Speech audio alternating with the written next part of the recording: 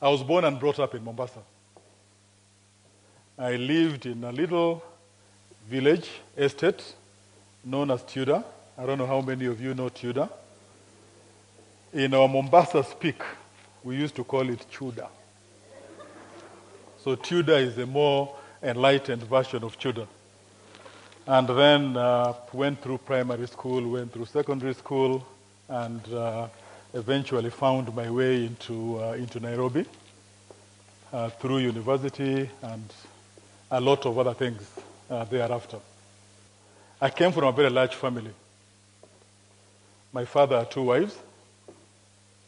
My mother had 9 children, and my stepmother had 8 children. So there were 17 of us. You can imagine when there are 17 of you, you all have to have a meal, you all have to sleep, you all have to go to school. We never missed a meal, we never missed school. And we did pretty well. But there are things you learn out of coming from a large family.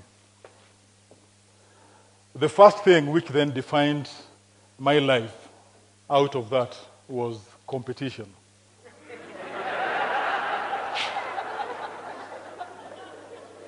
You can imagine when you're sitting at a table and there's a big piece of ugali and there are many of you. By the time you take your first, and the Jaluos call it otonje, by the first you take your first bite, and you lived in a system where, in addition to the 17 of you, well, eventually 17, as we were growing there were fewer, but there were an equivalent number of relatives, or many relatives who passed through the house. So competition was very high. And so the personal experience of competition was one thing you learned to live with very, very early in life. What competition taught me was passion. So I don't do anything which I'm not committed to. I don't do anything which I intend to do well. But I also learned that in being competitive, you also needed to be graceful. Because it helps every so often to be able to just, I suppose, sit back and hear what other people have to say.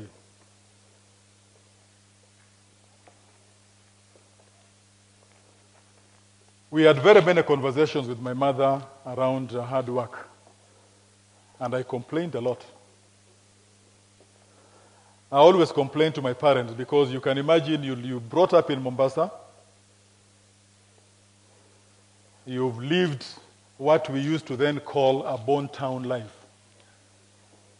And every school holiday, you'd be shipped into the train and taken back to a place known as Bondo. I don't know how many of you know where Bondo is.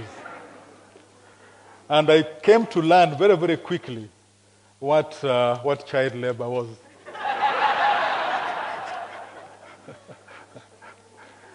Because you learned very, very quickly that Kenyan holidays coincide with periods of very intense work.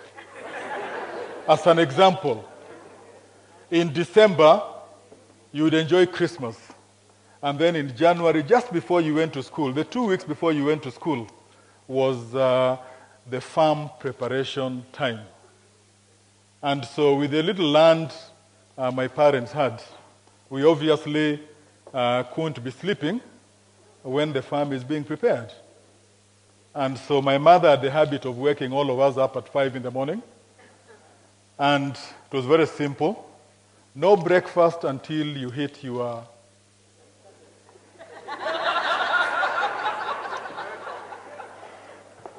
And that distance was marked by steps. So you're probably about 12, 13 years old with your little djembe, and there are many of you lined up and doing your bit. And I think they're very useful lessons to learn from experiences like that. So January out of December was farm preparation time. April, after the long rains, or as the long rain started, was weeding time. So you were back home, 2-day journey from Mombasa to Kisumu and Bondo. And then August holidays were very important because it was harvest time. And that defined our lives in many respects because it taught us something known as hard work. And my mother had a very famous saying, hard work never killed anybody. I try to use it on my children. That hard work never killed anybody. I'm still struggling to get them to make their beds. So I think that was an important lesson in life, in that it taught me to be driven. It taught me to actually realize that nothing is achieved if you don't truly work for it. So focus, I think for me has been around clarity, being decisive, making mistakes, learning, and basically, hopefully, not repeating the same mistakes. I repeated probably the same mistakes 4 times. But each helped me to just define myself. The final lesson was around continuous improvement. I love to read. I love to play. I love to read. I did everything intensely. I try and read an average, if I can, of at least 5 books every month, and I buy that number of books every month.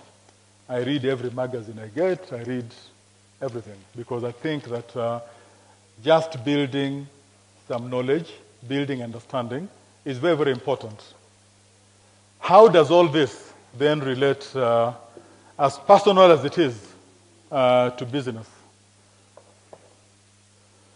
For me, over and above just doing business, there are several personal things which I do, which I think allow me to just ensure that I remain human. So I'm a bit of a tree hugger. So I like the environment very, very much. So I spent the last 25 years very, very heavily involved in the fencing of the Aberdare. A lot of people tend to hear of Rhino Charge.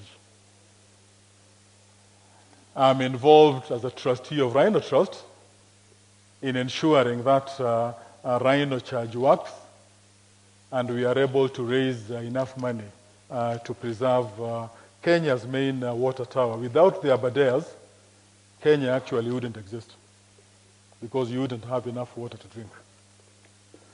And over the last 25 years, we've raised in excess of 1.8 billion shillings to be able to achieve the fencing of the Aberdare. As a consequence of that success, the government of Kenya has partnered with us. We've just finished fencing the Eburu Hills.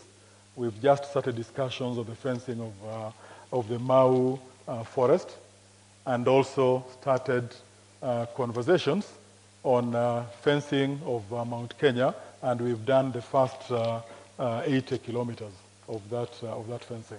So that part of my life is very important, and that is very, very personal. It's linked to a lot of the things I do in business, but also allows me to just be a bit human. I love education, and particularly work around supporting women in education, because I think that over the years in our country, the girl child has been very, very disadvantaged.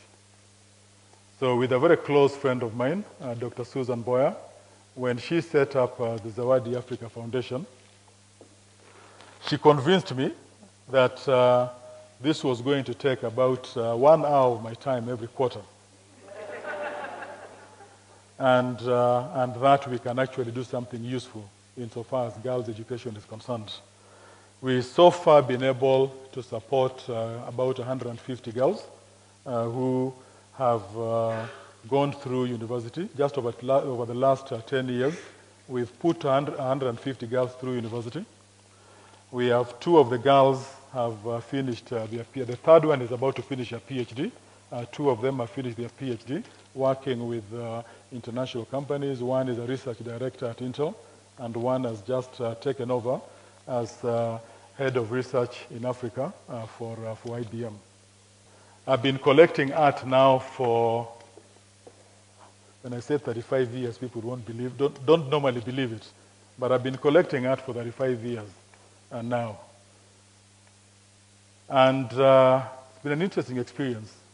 But I think the biggest benefit in getting involved in art was around especially supporting local African artists to enable them build themselves to a point where today, I don't know how many of you know Elungat. Does anybody know Elungat? Kimathi? Those are people who, over the last 20, 25 years, have become prominent because they've had the opportunity to apply their art, build a skill, which is very rare, and build themselves into very, very useful members of society. I remember when we had conversations around art, we used to be told that, but art is just drawing. You can draw in your free time. That was, seriously, in school, that was the discussion. I happen to have a daughter who's an artist, and that has been very, very inspiring. But I also had a conversation with her about going to study art, because I told her, look, art, what? So you become an artist. What are you going to do with art? But I realized very quickly that talent is actually very, very important, and comes in all shapes and sizes. And I think that what you two are doing is actually quite amazing and quite inspiring. And I'm glad to have been given the opportunity to be part of this. I think that if you take nothing away from everything I've said, it's just to remember that if you don't personalize the things you do, then what you do in business is actually of no value at all. If you take nothing else, just take that away. Because I believe very, very much in putting a human face to business. Thank you very much.